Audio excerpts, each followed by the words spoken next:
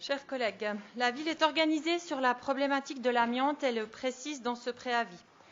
Tous les bâtiments construits avant 1990 contiennent ce matériau, utile dans la construction et fort dangereux pour la santé.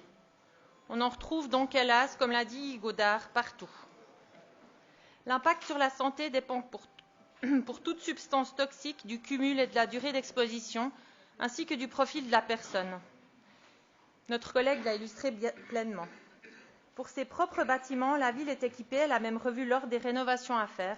Les bâtiments scolaires ont été diagnostiqués en priorité. Sans pouvoir garantir qu'il n'y ait plus de traces, les travaux effectués l'ont été. Par ailleurs, la ville souhaite intensifier l'information aux habitants en mettant aussi en avant le principe de précaution et en élargissant aux autres matériaux toxiques de la construction. C'est une bonne chose, il ne faut pas relâcher l'attention. Là où les Verts voient aussi un enjeu, c'est dans le lien avec la population elle-même confrontée à des travaux. L'amiante et sa dangerosité est plutôt bien connue de la population. Comme pour toute substance toxique pour la santé, les questions qui taraudent les gens sont: à partir de quelle exposition est-ce grave pour ma santé? Comment m'en prémunir? Est-ce suffisant si je fais ceci ou cela? Nous n'avons pas forcément les connaissances ni les ressources pour avancer seuls. Ces questions peuvent vite devenir anxiogènes.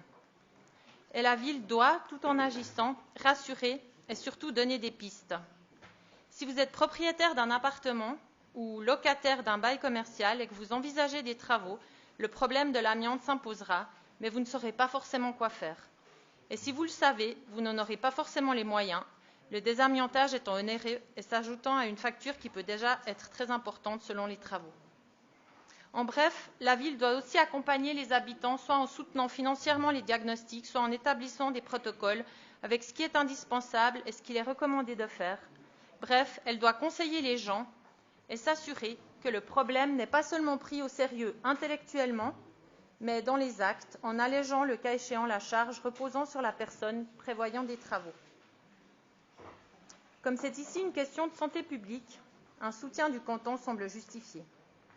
Les Verts soutiennent avec ces remarques la réponse au postulat Godard et ce préavis municipal à l'unanimité. Je vous remercie de votre attention.